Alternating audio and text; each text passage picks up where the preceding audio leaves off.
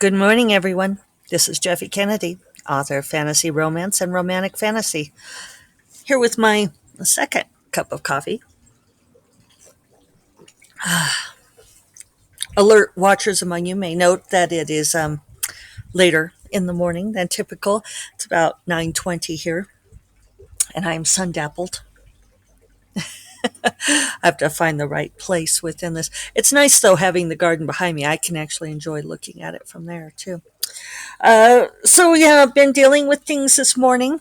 Uh, my folks are having to bail on their trip, so I got a flight this morning. I had to be on hold for 40 minutes to get my stepdad a flight from Colorado to Tucson.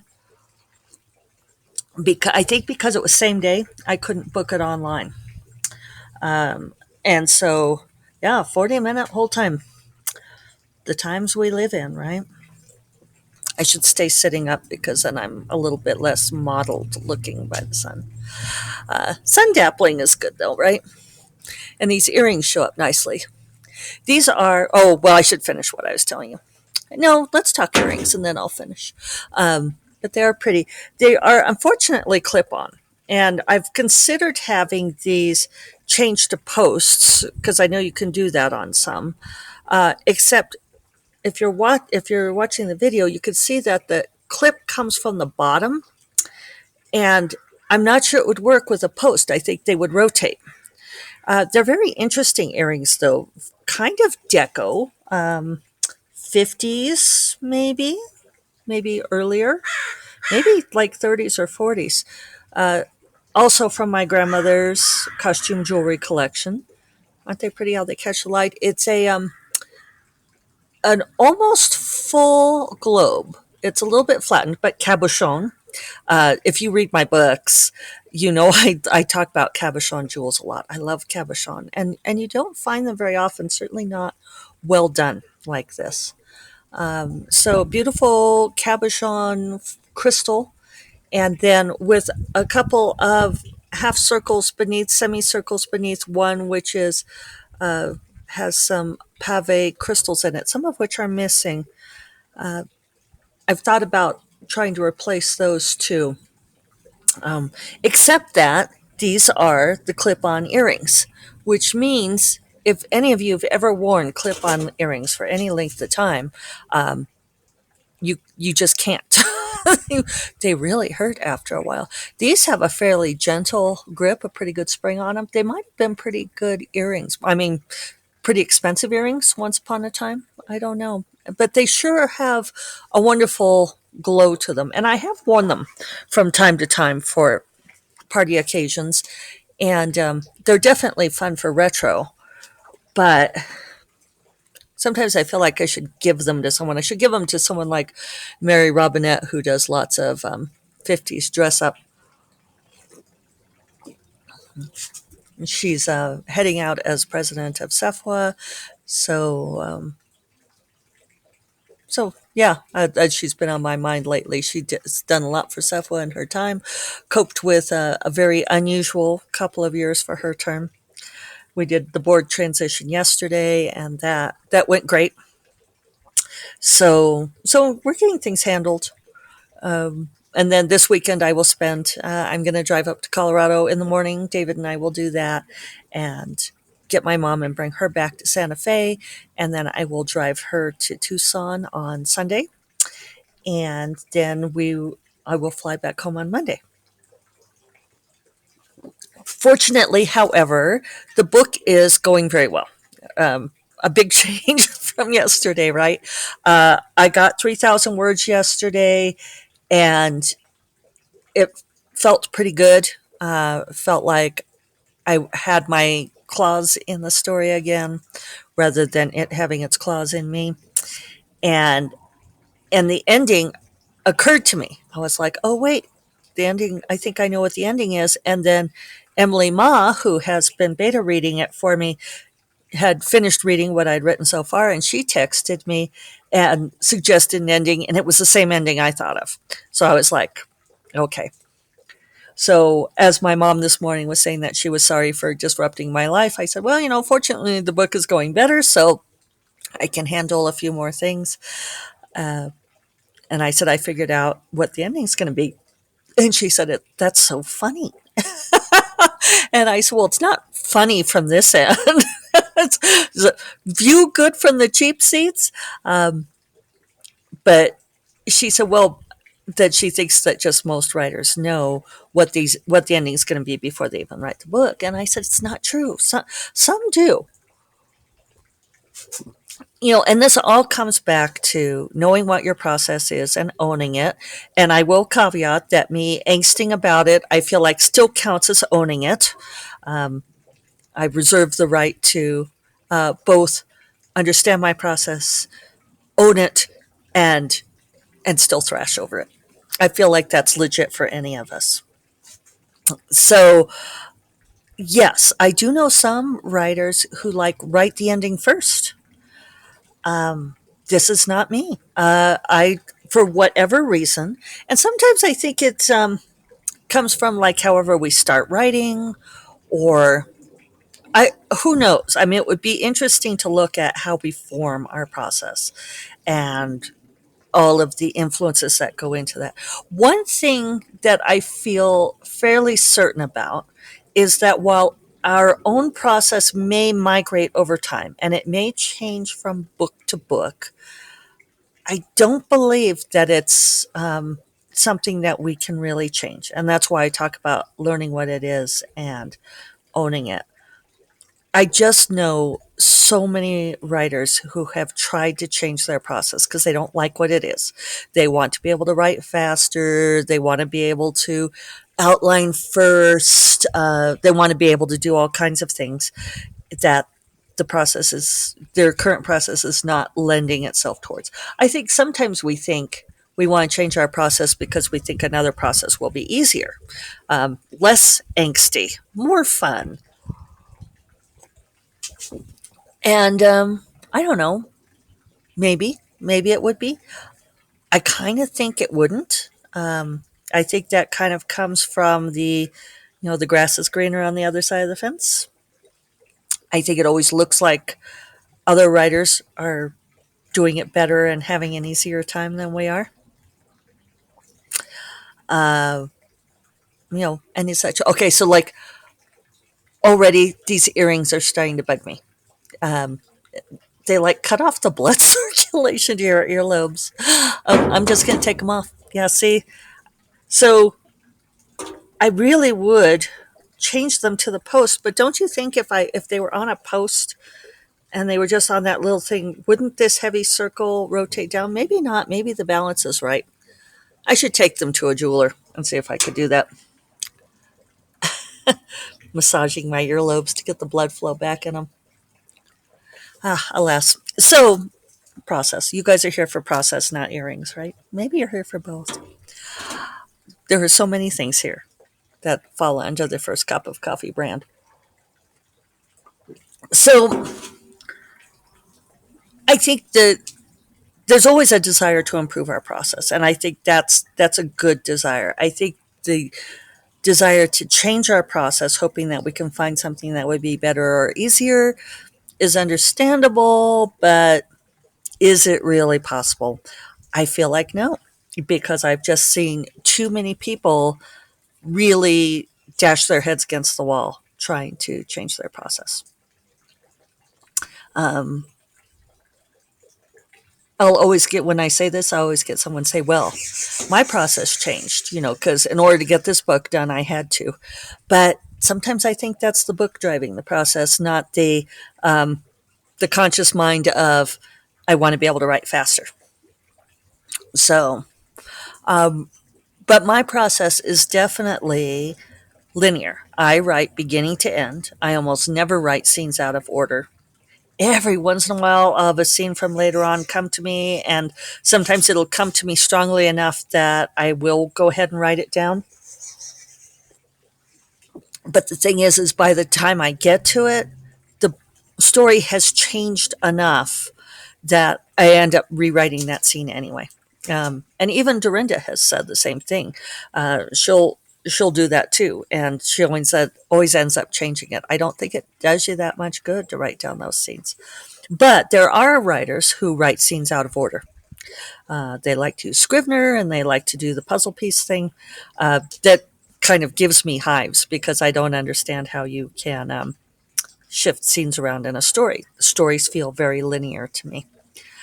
And because of that, I usually know my beginnings.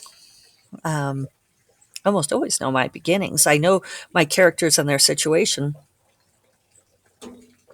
but the ending is something I discover as they discover it. And while it occasionally drives me crazy, as it was last week with this book, it's just kind of how it goes. That's art ain't easy, right? Uh, I only know, actually, I can only think of one offhand. One writer I know who says that writing is not angsty for her ever. Um, Take that for what it's worth. Uh, I guess I feel like if someone feels like I'm trying to find a non dappled spot. Oh, look, this one's good. If you're, I'm going to turn the computer there.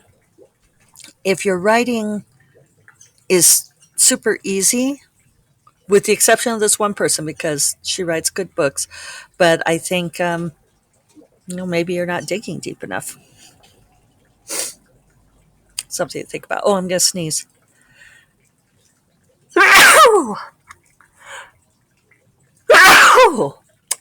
Thank you. Uh, Grace Draven, Bestie Grace, big name author. You'll understand what I mean if you watched, I think it was yesterday's podcast. She shared an interesting article from the Passive Voice on Facebook about something that she and I had been discussing. And I think I mentioned it on the podcast here. In fact, I know I did, and I got pushback from quite a few people. But I'll share the link to the article because it's a very good article. But they said, and I can't remember who writes the Passive Voice. I don't really look at it very often, but at any rate, the author brought up the fact that there are always these conversations from authors wanting to know how to improve the books that they have out there. And that there are these conversations, and Grace and I are part of groups where there are these conversations, and this is what I referred to whenever it was last week or something. Where authors will say, okay, so I've done all of these things. I changed up the covers, I changed up the blurbs, I have put the first book free. I did all I poured all this money into Facebook ads and all of these things, and the series is still not selling well. And what's interesting to me is that sometimes these authors will say things like, it's gotten very good reviews. And you go and you look at it, and it'll be like, yeah, they got a few good reviews. But then there will be other reviews saying, like on that first book, that first free book, saying, well, I read it because it was free. But, like I couldn't finish it. And it was kind of a muddle. And if people aren't finishing that first book and being super excited, they are not going to go on to buy the second book, no matter how deeply discounted it is. And that's that Passive Voice article brought up is this is the elephant in the room that nobody will talk about. And Grace and I have both felt very much in this position that what you want to say to these authors is the problem is that the book isn't very good. Your writing, your chops aren't there yet. That doesn't mean that they won't ever be there, but they're not there yet. And you guys know me. I mean, if you've been listening for a while, you know me that like my least favorite piece of advice, and it drives me crazy when I hear some author respond, when someone says, how do I get my book published, or how, how do I become a successful author? And they're like, well, the first thing you have to do is write a really good book. Makes me want to run screaming from the room. Makes me want to hurl rocks at them because, first of all, that's not the only thing it takes. And second of all, that's a huge thing. Tell people write a really good book. That there's a lot to that. That's like telling people, well, in order to have a successful marriage, first of all, you need to marry the perfect person. It's like, well, yeah, but how do you find that person? This is like this thing that's enormous, that is easily encapsulated in a few words. Write a good book. What does that even mean? And this is the pushback that we get all the time, is that people will say, well, reading is subjective, and that look at these books that aren't very well written but have been hugely successful. And the Passive Voice article touched on those too. Hello, Tohi. That yes, there are exceptions, but there's also the reality that if the book is not written well enough to compel readers to keep going, then no amount of marketing is going to save it. And and I guess I wish that wasn't true. Teaching writing isn't easy. It's suffer for your art. I don't know. Um, it's it's not enough to have a great story. I've read a number of books that had terrific premises that I wish that I had liked them better, but it takes time to learn to be a good writer. And I'm sorry. I'm sorry it takes time. It sucks. But like Grace and I are both people who we've both been writing for, oh my God, like, I mean, I first started trying to creative write in the early 90s. I mean, not counting school stuff and everything, but like when I decided to try to be a writer, it was the early 90s. So, it's 30 years, and Grace is very similar. And the thing is while we decry the gatekeeping of traditional publishing, which sometimes they gatekeep. I feel like the mottled monster here. It probably doesn't look so bad on your end. Uh, while we, I think traditional publishing, as I talked about yesterday, sometimes they screw up. Do do do do. I keep trying to find a good spot. How's this? I could just crane my neck down. I'm just gonna have to suffer with being modeled. Uh, Grape leaves, right? Grape leaf modeling. Uh, Traditional publishing makes mistakes, obviously, and I don't agree with that. But there's a difference between them rejecting a book because it's too cross genre and because it's not well written enough. And one thing about the traditional publishing gatekeeping was that it made you have to up your game. And with self-publishing, the only the only feedback that you guys are going to get, or that authors are going to get on upping your game, is the fact that people aren't buying the next books. And if that's what's happening, if you've tried all the other things and people aren't continuing with the series, then you have to look at, maybe that's a problem. And you know, sucks, but that's life, right? You don't get to play for the NBA unless you practice. I don't know. Whatever, apply your favorite analogy, but writing a whole lot of words. If you have a series that isn't selling, my best advice to you is let go of it. Leave it up for sale if you want. It's not hurting anything, unless it's so bad that people are deciding that they'll never read you again, and then in that case you'll know. But otherwise, put your energy into write something new. Improve your writing. There's lots of ways to do that. Uh, I won't go into that because I've already talked for 20 minutes. But if you guys want more advice on how to improve your writing, maybe I can talk about that. I will not be, well, I may podcast on Monday because I'll be at my parents' house. So maybe we'll do that. We'll see. At any rate, I hope you all have a great weekend. Go do something fun. Practice something you want to get better at. And, oh, crash. I'll clink your coffee cup into the table. I'll remind you all that First Cup of Coffee is part of the Frolic Media Podcast Network, and you will find more podcasts that you love at frolic.media/podcasts. And I will talk to you all Monday or Tuesday. Take care. Bye-bye.